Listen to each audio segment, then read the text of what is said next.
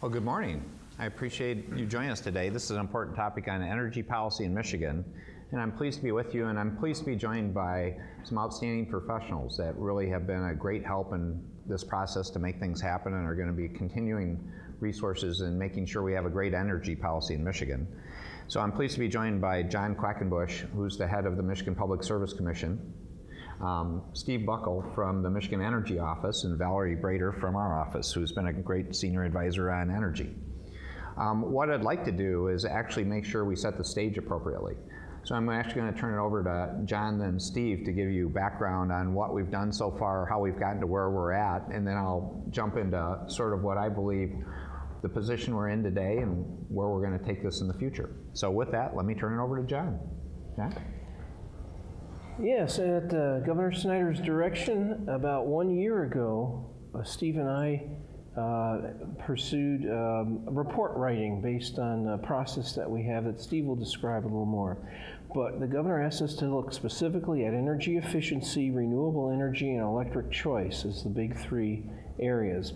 What we discovered through our report writing, concentrating on facts, reports, is that on energy efficiency, Michigan's utilities have exceeded energy efficiency targets so far.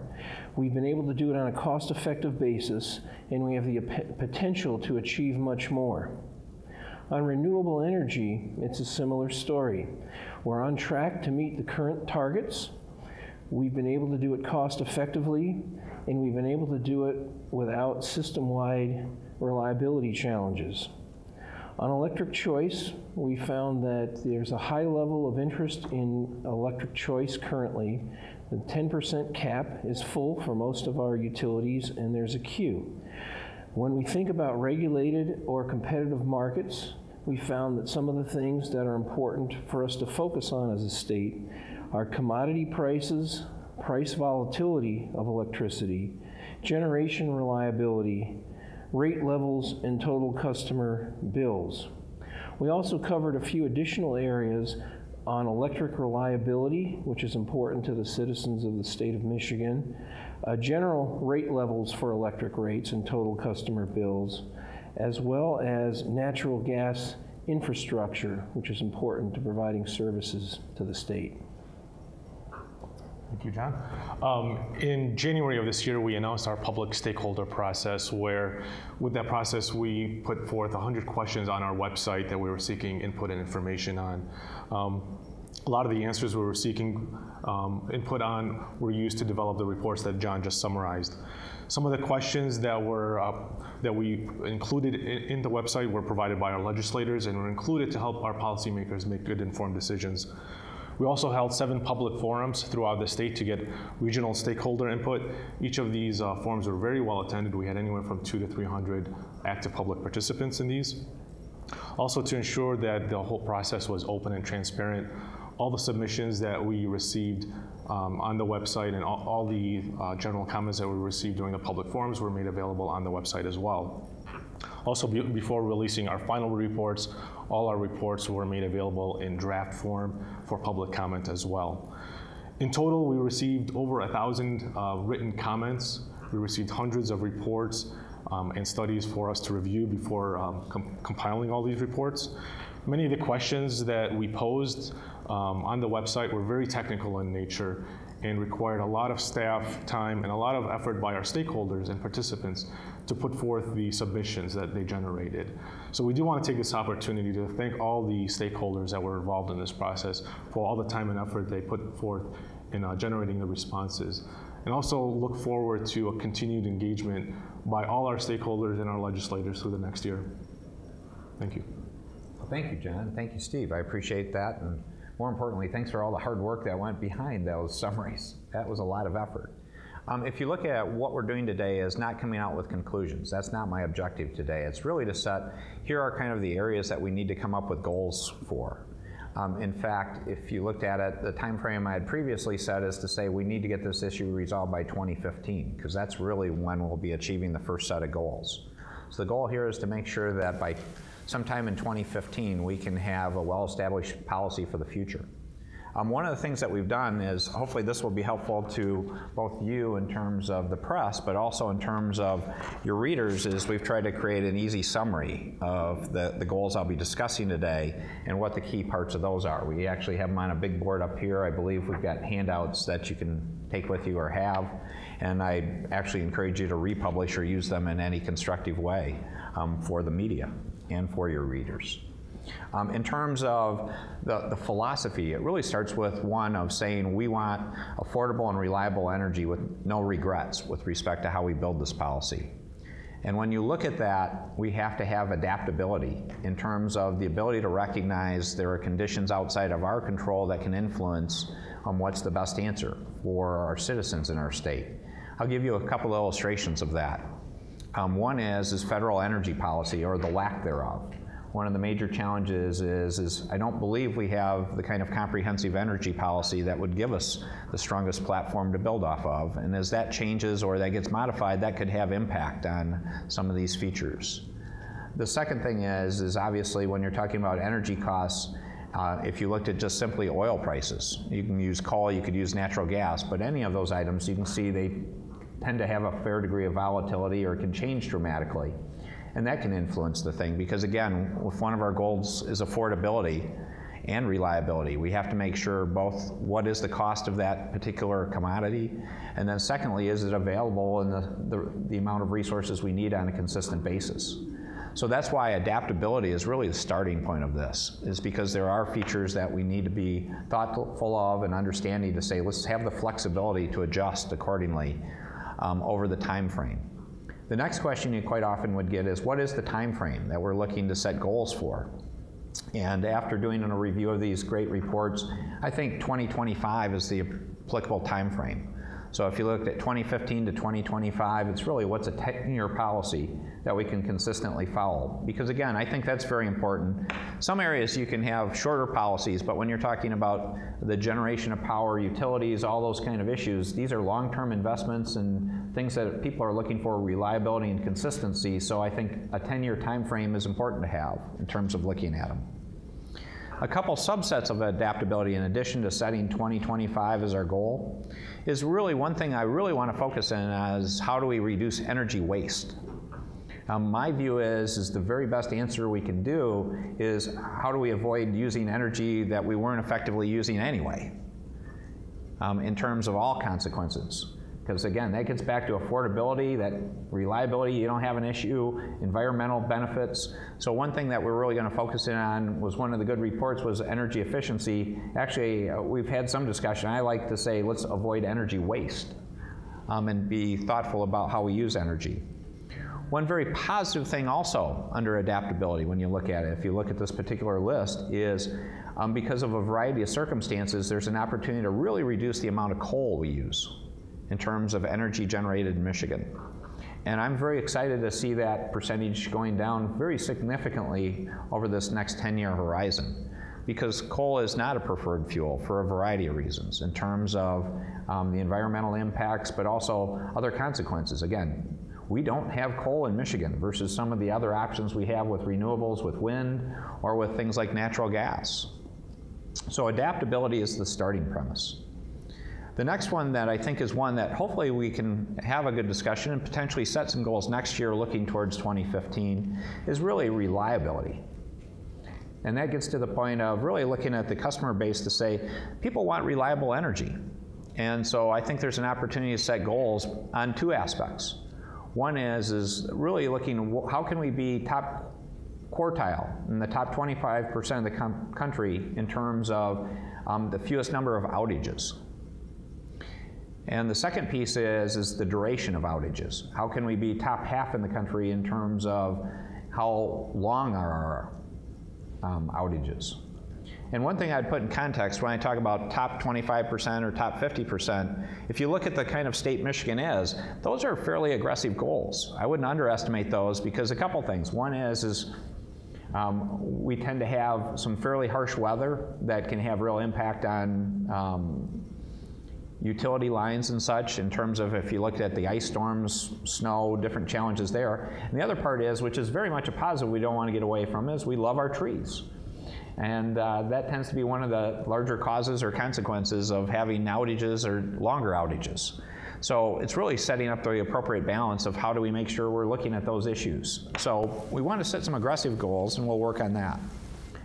A key one is affordability. To put it in concept, and there are really two categories we're really focused on affordability. One is the residential customer. How do we do a better job of bringing down costs to the residential customers of our state? Right now we're above average in terms of costs. And part of that is we have higher rates currently, but we also use more energy. To be blunt, we waste more energy than we should have. And so one of the options, and coming back to that point about reducing energy waste, is we should be looking to say, how can we set a goal when you look at combined electric and gas prices or heating costs that a consumer can say we're less than the national average? So in that, by 2025, can we achieve a goal to say we're going to be less than the national average in terms of consumer energy bills that they're paying?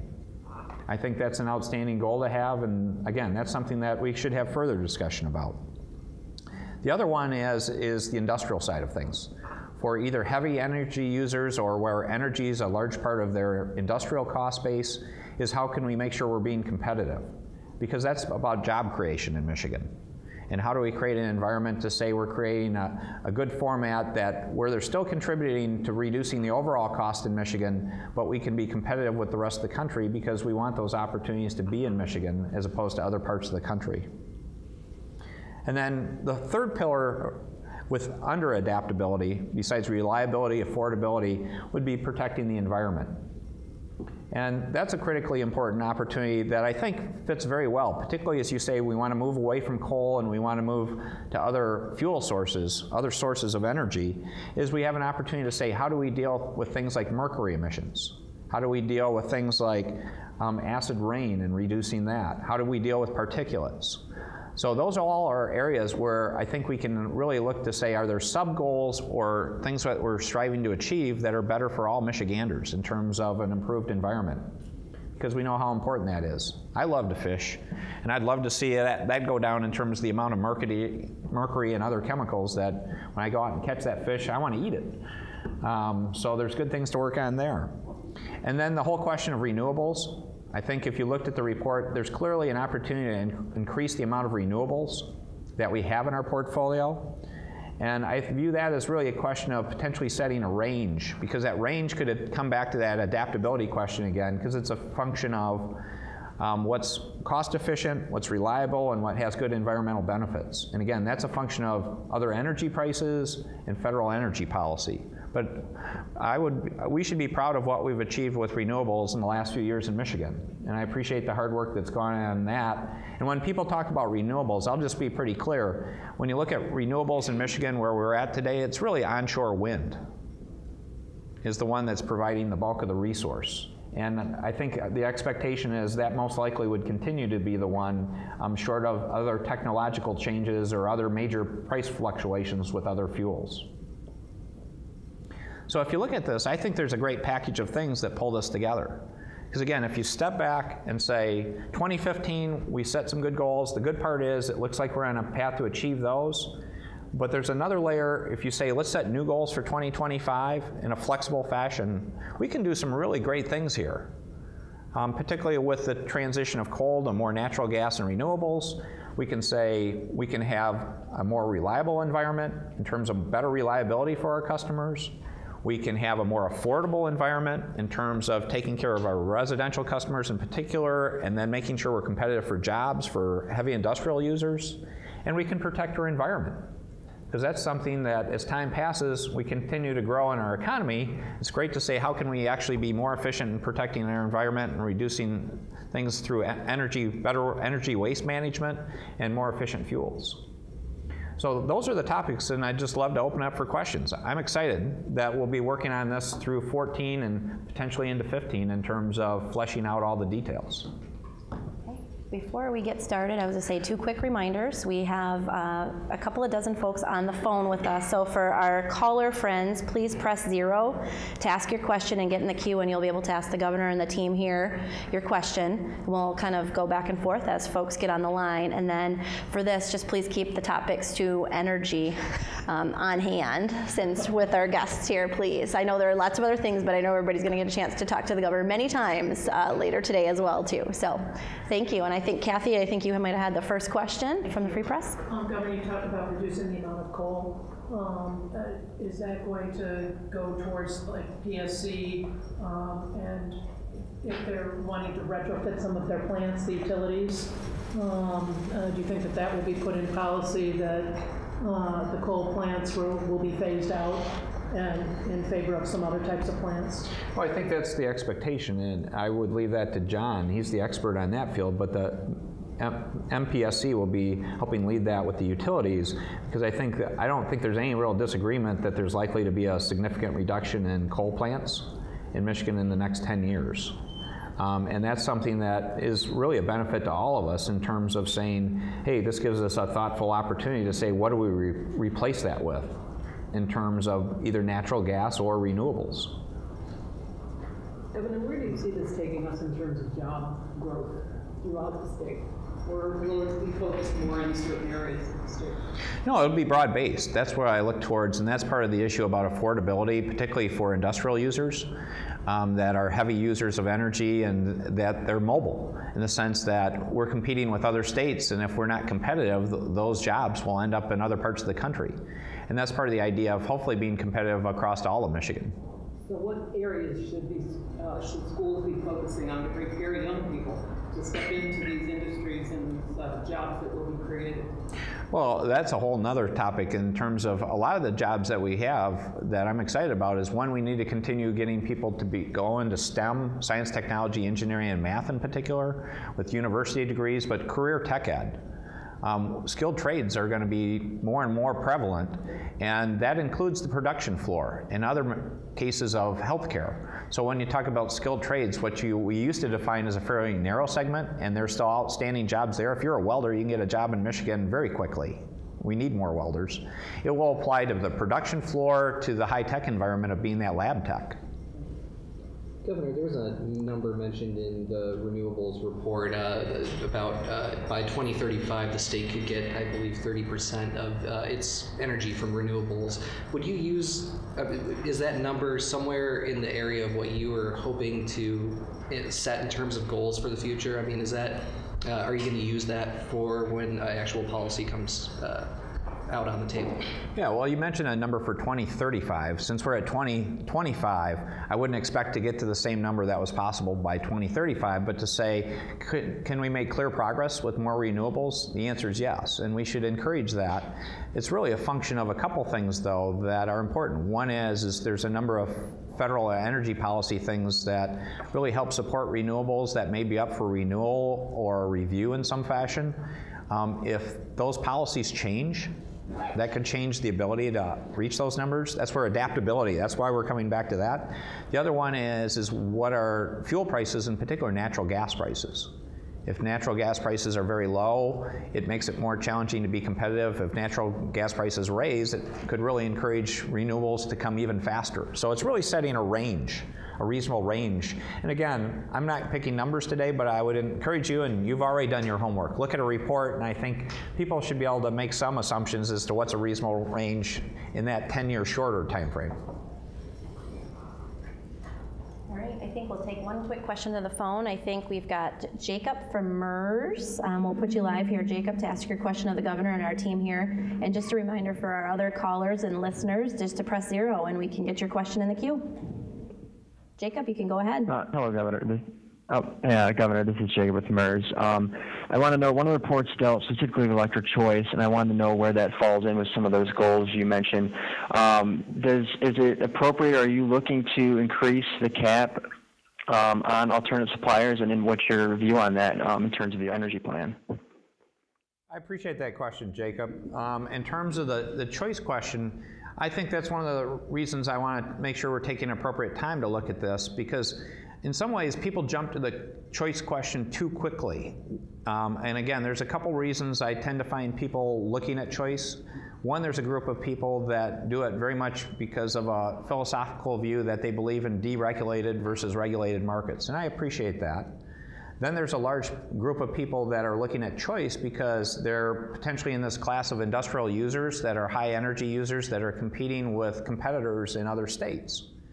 So one of the things is, instead of simply saying the whole issue on this sheet should be about choice, I thought it appropriate to step back from the choice question to say, what are appropriate ways to look at addressing this issue about industrial competitiveness in terms of job creation?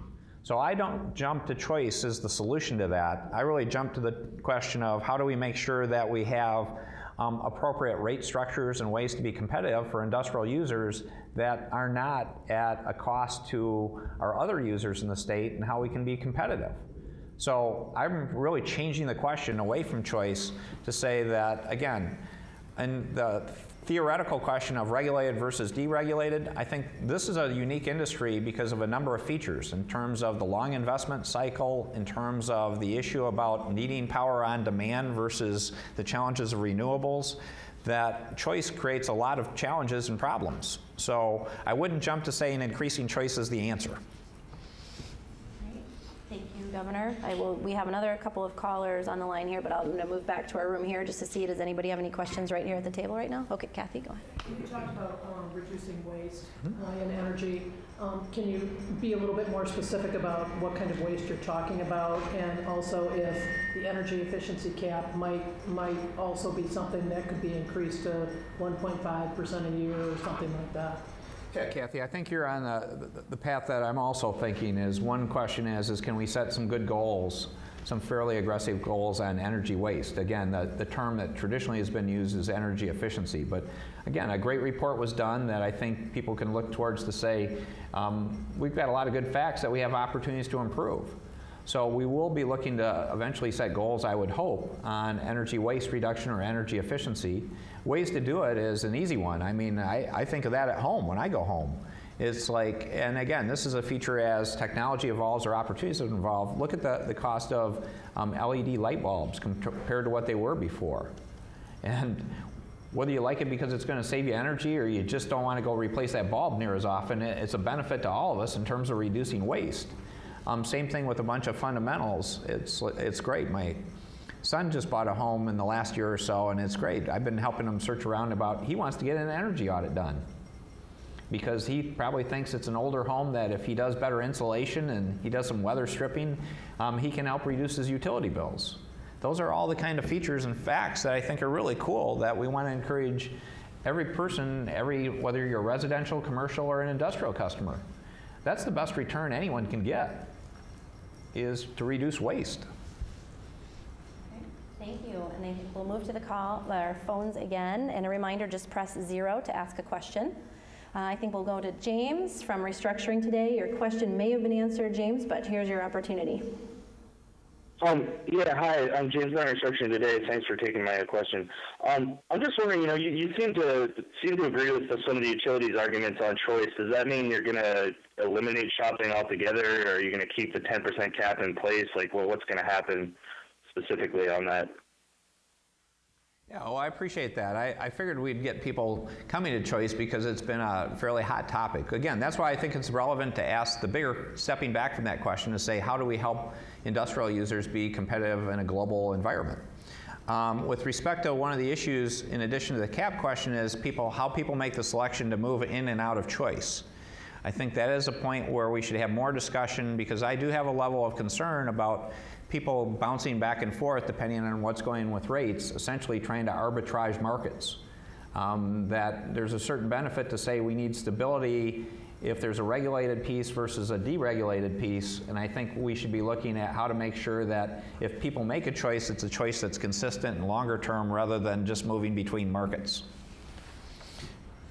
Thank you. We'll do one more on the phone. We've got our neighbor to the south, Tom from the Toledo Blade. Tom, you can go ahead with your question. And a reminder for everyone else, just press 0 to ask a question of the governor. Yeah, Governor, this is Tom Henry at the Toledo Blade. I was just curious to what degree you can account for the anticipated fracking boom. The Energy Information Administration just put out a report, confirming that it expects a major trend towards fracking to continue. How does that affect your expectations and planning, knowing that the science for fracking is trying to keep pace and catch up to the drilling and the exploration itself? Well, I appreciate that question because I'm proud to say Michigan's a good natural gas producer. And if you looked at it, Michigan has been doing fracking in our state for a very long time. There's been over 10,000 wells fracked in our state without a problem. So I think we're actually a role model for fracking done right relative to some other places that have been challenged. And in fact, we're not standing still. One of the things we did this last year that I asked our team to do was we commissioned a study working with a university to go look at the future of fracking in terms of not just how wells were being fracked historically, but where's that going in the future, and how can we be proactive to make sure our regulatory scheme is being ahead of things, and how can we do this in an environmentally thoughtful and conscious way while recognizing from an energy self-sufficiency point of view it's important for Michigan and our country. So I hope Michigan's at the front end of fracking done right. We have historically, we plan on doing that in the future. And I think it's interesting that people are coming up with newer technologies. Again, I just read a report, people are talking about how you could do it even without potentially even using water to do fracking. So again, that's an area where it could have opportunity, and we just want to monitor that, make sure our regulatory environment's set to be on the positive side, because like I talked about reliability, we like our power on, but we love our trees. Good point. I think any more questions here from the table? Okay, Kathy, one more down there. Talking about reliability, it seems like that would be a significant infrastructure cost if we're talking about, trimming trees, things like that. How do you achieve that reliability without huge overhead in infrastructure costs? Yeah, Kathy, that's a great point, and that's why I think it's really important that we had this set of goals, because it's, again, how to do well within the context of reliability, but also affordability and protecting the environment. That goes to the point on the trees that I was commenting. So that's that balancing act of these things. And what I would say is, I think that given the report, and my review of the report, and the great work that's been done, is I think that there are some fairly aggressive goals that I was mentioning in terms of where we could be that are achievable within a reasonable affordability measure. Will it require us to be more thoughtful or to raise questions about how we trim trees or where we trim trees or where trees get planted? That's something over a 10-year time frame I hope we can have a good discussion on. But I think these are things that we can achieve because, again, I think we want to be in the top half of the country or better in terms of reliability. All right, great. Jake? Governor, I know that you said that you want to get this issue resolved by 2015, if I heard you correctly. So in this next year, have you already started talking with legislative leaders about getting something done and what you're expecting from them? No, I've been talking to legislators on a continual basis because they're my partners in anything legislative, and I appreciate our teamwork. What I would say is this is something that's probably going to be a rolling thing where some of the easier pieces I think we could address probably in 2014 or the earlier part of 2014, I would hope, like this reliability question.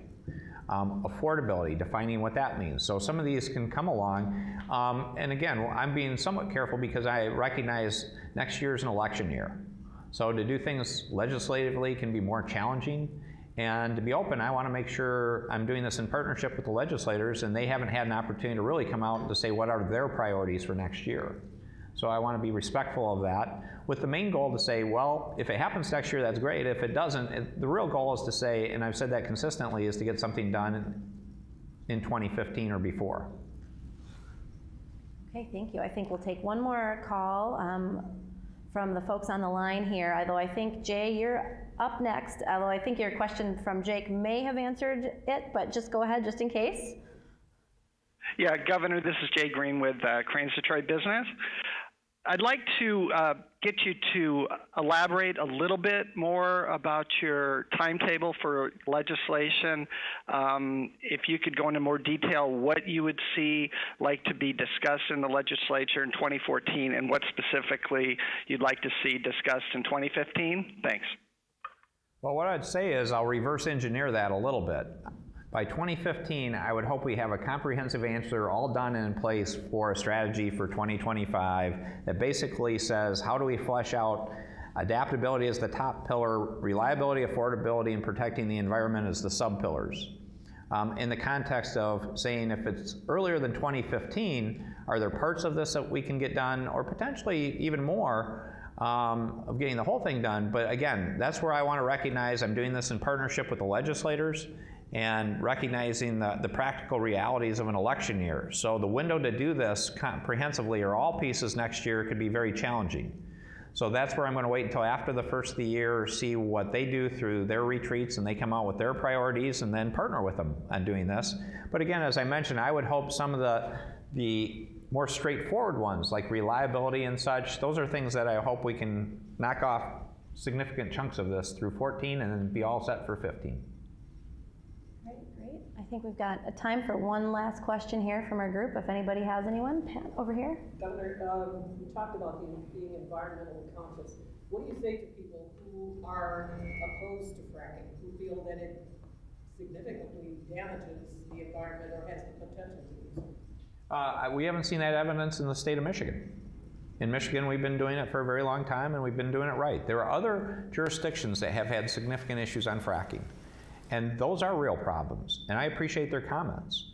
But again, let's look at our experience here and how we're managing our system in Michigan, that we're doing it in a good, smart way, because isn't it important that we do have access to a lower cost, cleaner source of energy, particularly compared to coal? Because again, this is that balance to say, let's reduce coal, let's replace that with both natural gas and renewables, and do that in a thoughtful fashion, because that's better off for all of us. How closely is it monitored? How closely is it being monitored? Our fracking process? We've done a good job in Michigan. We monitor it fairly closely. And again, our experience, our track record, I'll live by our track record. Our track record's solid. We're a model for it done right. Thank you. I think with that, just a quick reminder before we turn it back over to the governor is that this one pager on the kind of the goals should be in everyone's email very shortly. If it's not already, I think it might be, along with the release that kind of goes into a bit more highlights. And with that, Governor, some closing comments for the group. Thanks, Sarah. I appreciate you joining me today, because this is really important for our long-term future. And again, this is a policy that will extend beyond my time in office, but having a good policy through 2025 is critically important for our future. It's a great opportunity. I'm excited about this in a very adaptable fashion.